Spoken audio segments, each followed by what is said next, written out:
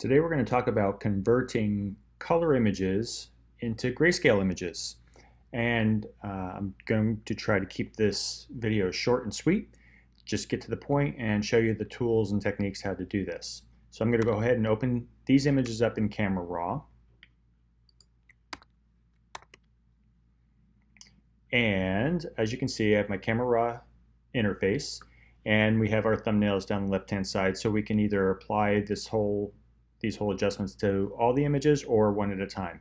And I'm just going to do each one at a time. Actually, I'm only going to do a couple. In the previous video, you probably saw that one of the things you do not want to do is just to remove the color. Now you can see here, I just put some swatches together just so that we can actually just see the color without dealing with an image and see how the conversion into grayscale actually works. And so I have a couple different, panels here. I think this one might work the most obvious. The thing you don't want to do, whether you're in Camera Raw, Lightroom, or even in Photoshop, is just to remove the saturation of the color. When you remove the saturation, and as you can see here, this is our saturation slider. I haven't done anything else to the images, just I'm about to take the saturation completely off.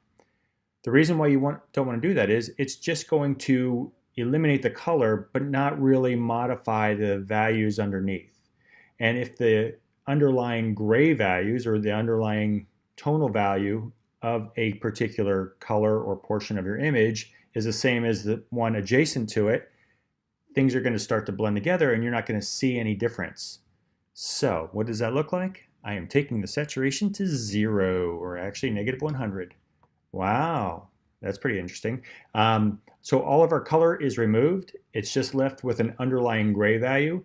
And as you can see, if these were flowers or if these were something where you needed some color separation, or we saw separation because of the color, then you may have a hard time going this route. So that's why saturation, or removing the saturation just from an image, isn't the ideal way to go.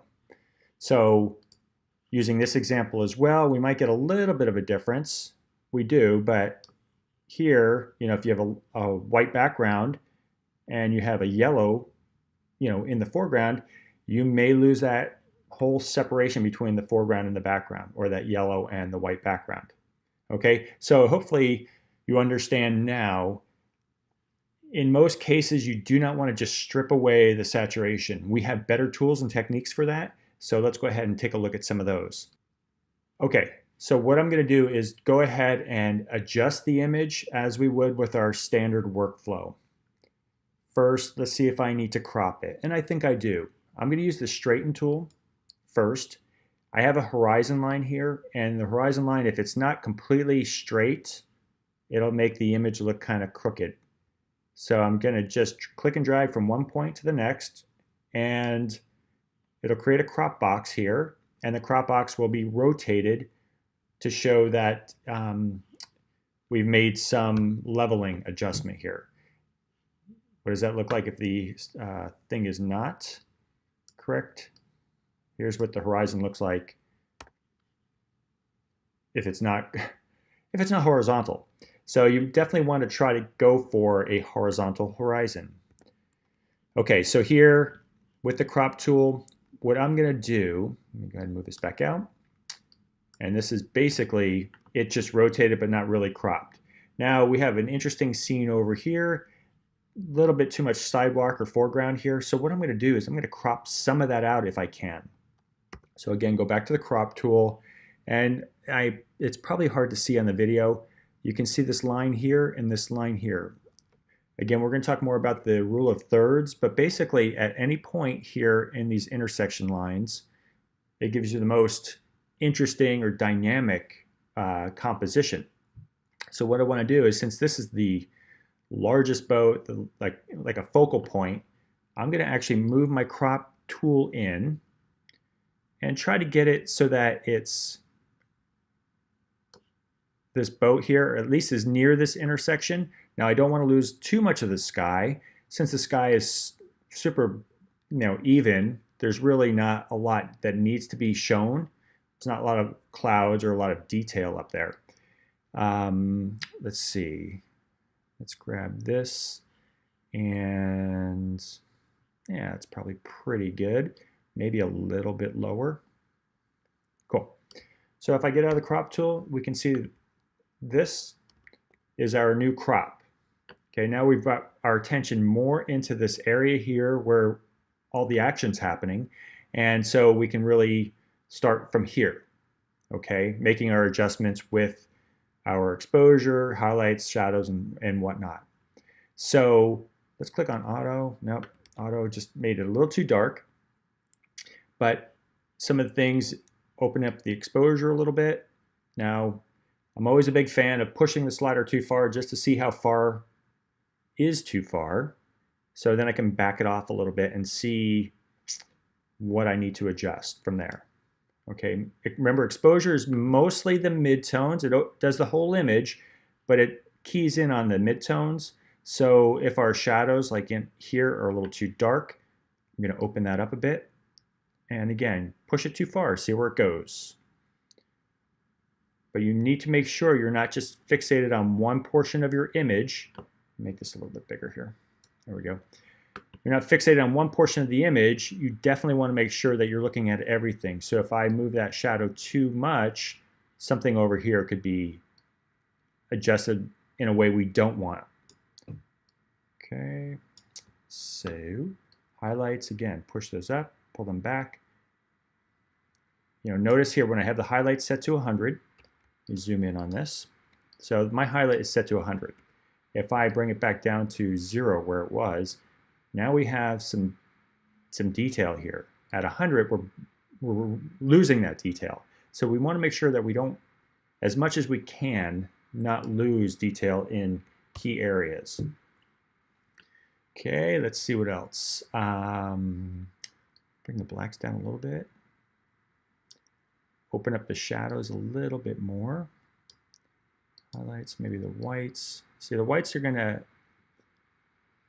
make it go a little bit darker, but that's okay. We can compensate for that with adjusting the exposure. Just a bit. Okay, cool. All right, a little clarity maybe. There's a lot of clarity, no clarity. Just a smidge of clarity here. All right, so shadows maybe a little bit more. Okay, cool. I think that's pretty close. One other thing I want to do is notice that we have this big light area and it kind of distracts or draws us away from the main part of the image here. So what I want to do is kind of knock that down a little bit. And unfortunately, if I cropped it, well, we can try it. Let's see what happens. You know, if I went in here and cropped this out, this could work. Yeah, that's not going to work. So if I eliminated it completely, yeah, that looks kind of funky. Okay, if I try to, you know, bring this up, I can probably get away with that. But then you kind of lose the whole expanse of the shot. So let's just say for now, let's keep that, except I want to tone it down a bit. So what I'm going to do is you can use, you know, the adjustment brush and paint in an adjustment, or what I found easier, since this is fairly linear in a sense, I'm going to use the graduated filter here, and let me reset that. And what I'm going to do is I'm just going to click and drag. Now remember, the graduated filter starts at one point and fades into another. So basically it's starting down here in the green dot and ends up where the red dot is. So if I take the exposure and I bring it down to -4, then I can go ahead and bring this up as high as I need it. Now that's too far because now it's making the water too dark. But I think if I just bring it up to there, then we can kind of have that a little bit darker. Let's see, maybe the highlights. Yeah, highlights will bring it down, so I can probably bring that back a little bit. So, you know, there's a little bit of give and take going back and forth. Maybe that's a little too dark, so if I go back to something like that, it looks a little fake. So go back to the graduated filter, select it, and then maybe bring the exposure up a little bit more. So all we're really doing is just knocking the brightness down so that it's not so intense. And then here, maybe the exposure, play with that a bit. All right. I'm not going to worry about vibrance and saturation. Why? Because we're going to remove the color, and those are unnecessary. So here's the way this works. We've already made our adjustment. We made our basic adjustments here. Now what we want to do is actually go in and convert this image to grayscale. Well, there's a handy dandy tool for that. It's the fourth icon over. It's called HSL, which is hue, saturation, and lightness /grayscale. We click this and we just click convert to grayscale. Bam. Easy as that. If I click default, this basically is stripping out the color as if we just removed the saturation. Camera Raw gives us a head start and basically looks at the image and wants to create areas of contrast and separation, so it gives us this auto setting. And it usually starts with that auto setting. Default is all zeros here, and now we have the auto setting. It kind of gives us a head start. From here, this is where you're going to mix and match and push and pull and play around with this. Now you can always toggle back to the color image just to see where the colors are.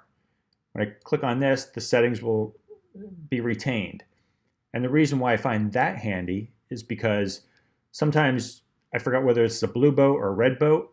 So I click on this and okay, that's a blue boat. Here's the red boat.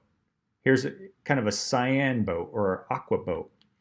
And so if I click this, now notice when I move these sliders, notice the things that change. Okay, those were the reds in the image. So I'm affecting the red boat, and there happen to be some red going back here. Now we know this is a blue boat. What happens? The sky goes really dark, and the boat goes really, really dark as well. Here I can make it look like it's a white boat, bringing the blues way up. So it's all depending on what you're trying to achieve. You want to create areas of separation in your image, which means if everything's light on light on light, there's nothing for your eye to travel around. If it's all dark, dark, dark, dark, dark, then your eye won't travel around as well. So you want to have areas that go from light to dark to light to dark and so on. And so, you know, you can play with these different sliders just to see what gets affected. You know, all the tan people or the orange people are getting affected here. And these rocks in the foreground are also getting affected. So, yeah, you want to make sure you don't overdo it. Yellows, let's see what that's, oh, look at all those yellows. You know, again, you push it as far as you can and then back it off so it doesn't look fake. Greens, what's green? Okay, move that up a little bit because that's kind of a cool little textural thing in the water. Aquas. That kind of deepens the water a bit. No pun intended. And what else? Blues, we did blues. Oh, maybe bring that back down. Because now everything's getting light on light. Maybe if I bring the blues back down a little bit. Now we're cooking with gas. Okay. Purples, any purples in there? Oh, there's a little bit. Let's see there in the boat over here, we got a little bit of purple action going on. And magenta, any magenta? Raise your hand. I see no magenta in the image.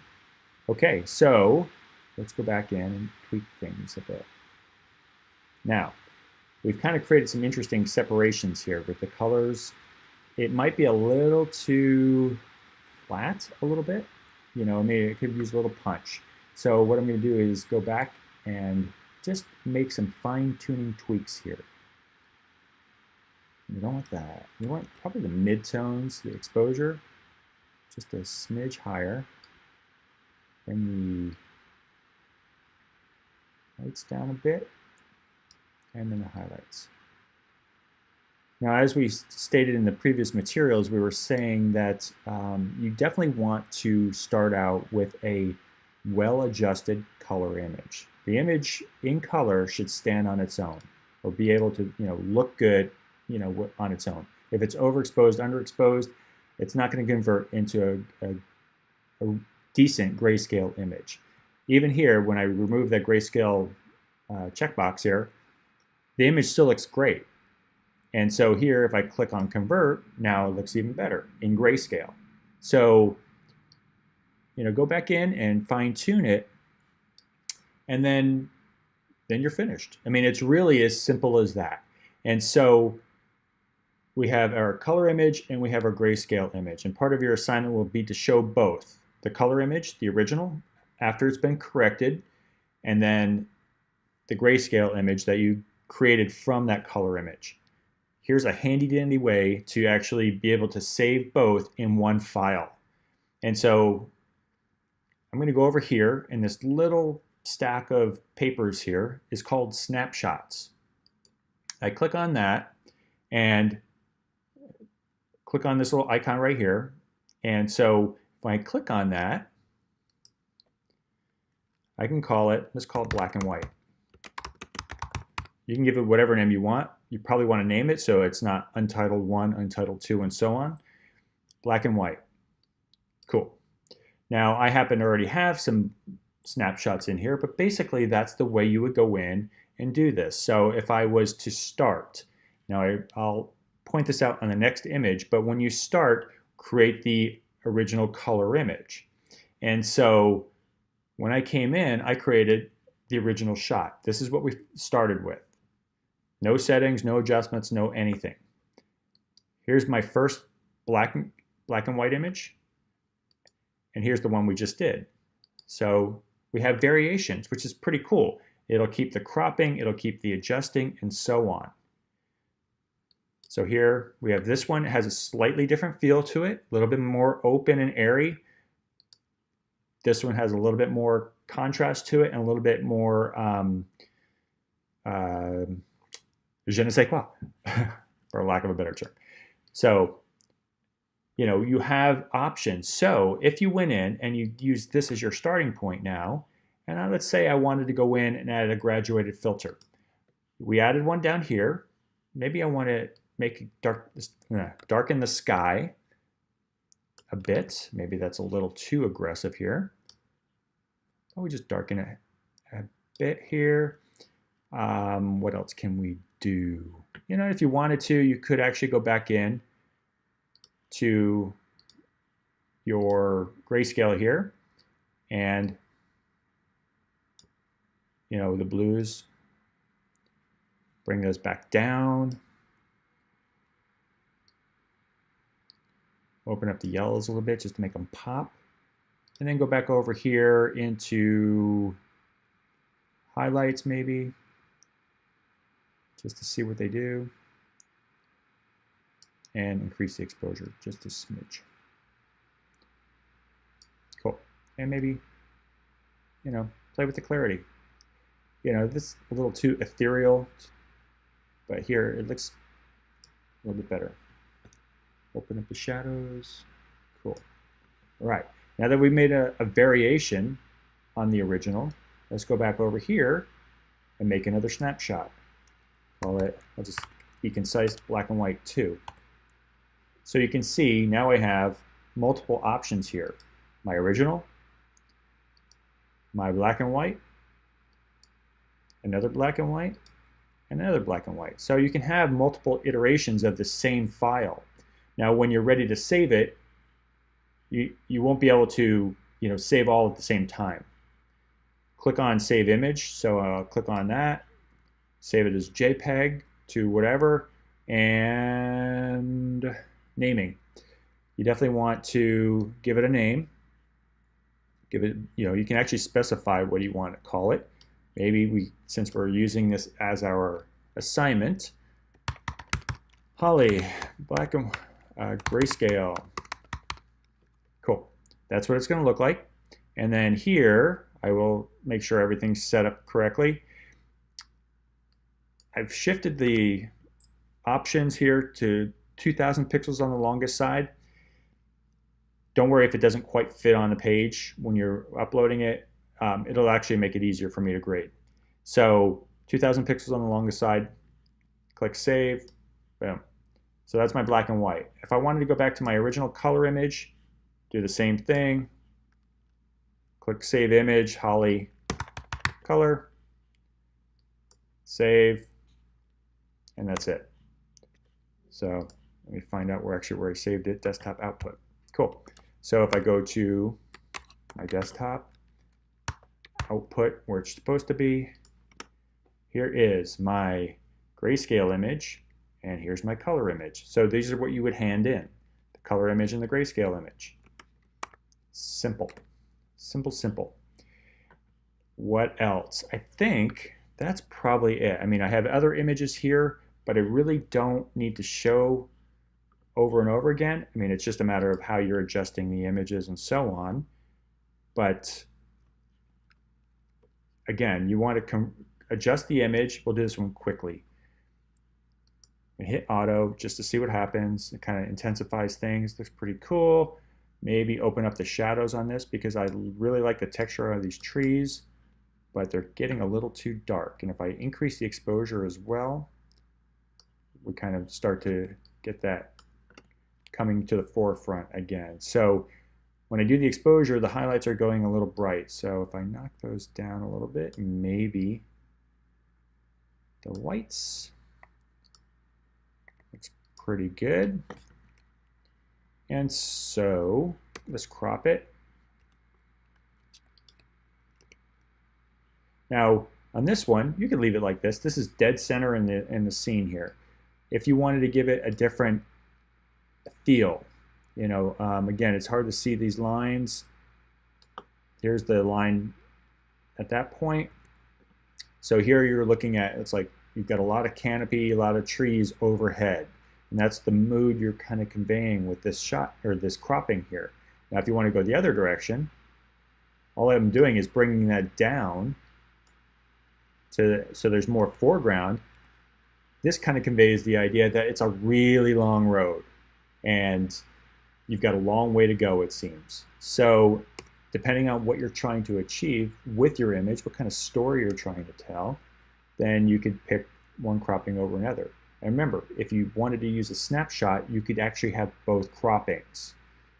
Now, let's go ahead and make our conversion to grayscale. Cool. So here we have that, and maybe, let's turn that off again. Zoom in here. There's a lot of greens because of probably because of the trees. And so we may get a little bit of overlap. Now, if I take the greens positive, ooh, too dark. But again, you want to be able to see what goes too dark. Now, this might be a little too light, you know, depending on what you're trying to achieve. Yellows. So yellows really kind of helps bring out the texture in the trees. Maybe knock the greens down a bit. No, not really. Oranges, what do we got there? Oranges.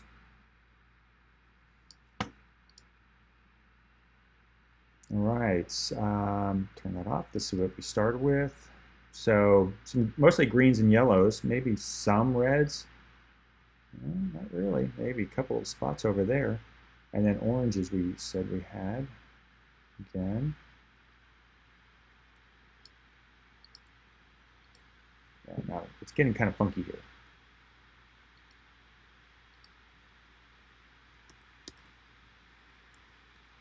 Yeah, so it, oops,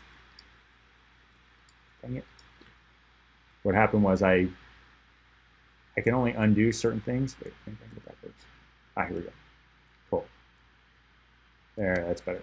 Maybe that's not better. It's a little too bright.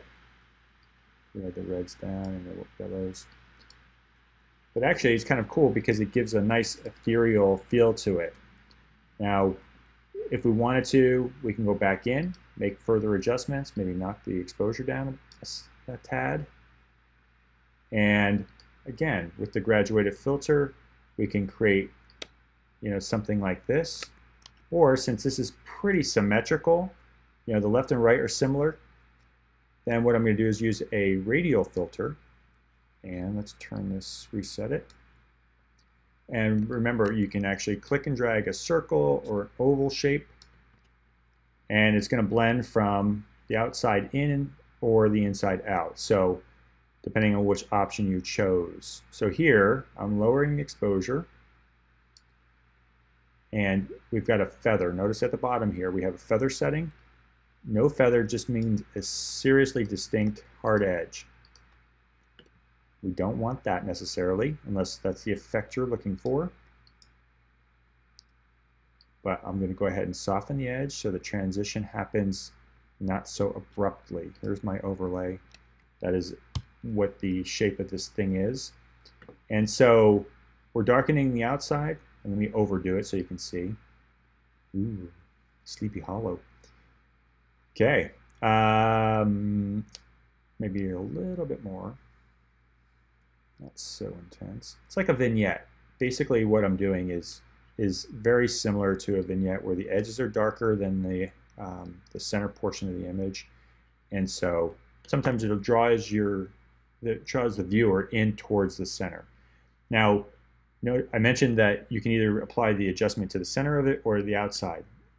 Down at the bottom here, below feather, it's specifying the outside, which means everything around or outside that circle or oval is becoming affected. If I do it inside, then everything inside that circle or oval is affected. So it's up to you, whatever you need. Okay, you can have one to do the outside and do a different one for the inside if you chose to. Okay, now let's go back to our main tools here. And if we need, let's go and create a snapshot. So I'm going to say, let's call this one gray 1. Cool. Now you can see I cheated earlier. Here's my original image.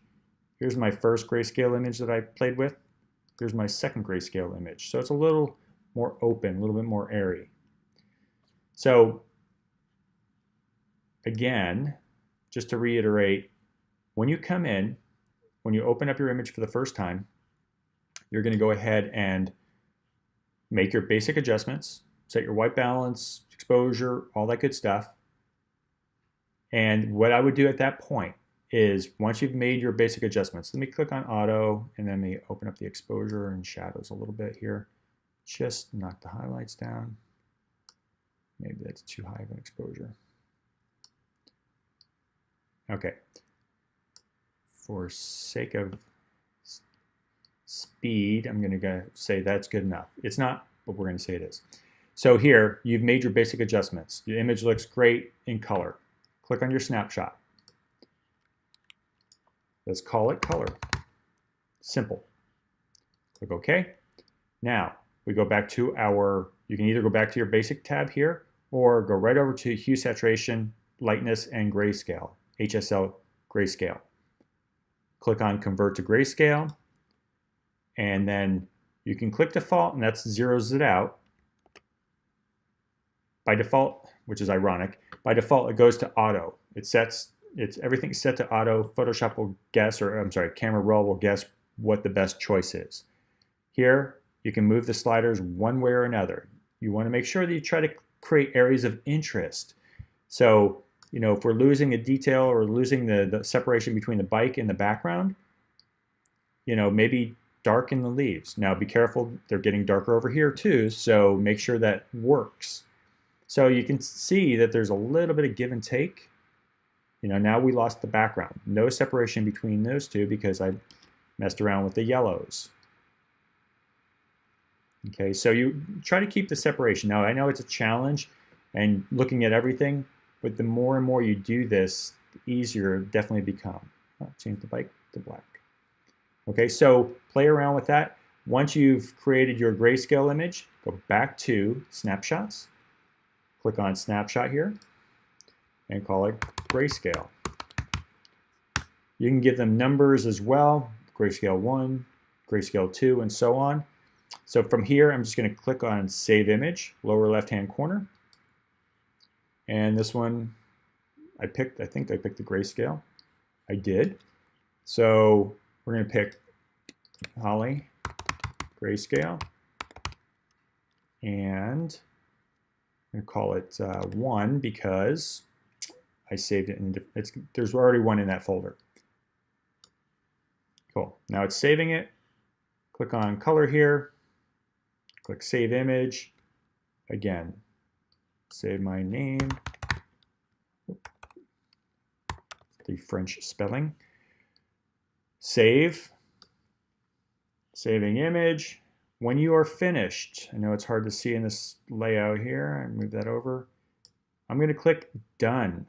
That'll save all your adjustments, all your snapshots with that image. Now, if you set on this, when we get back to bridge, check out what happens. When I click done, look, it goes to gray. It's because that's the last one. I mean, that's the way you left it last. If I went back into camera raw, this is the bike one, and hit color and click done, boink, it goes back to color. So if you see it in gray, don't worry that you can't bring it back.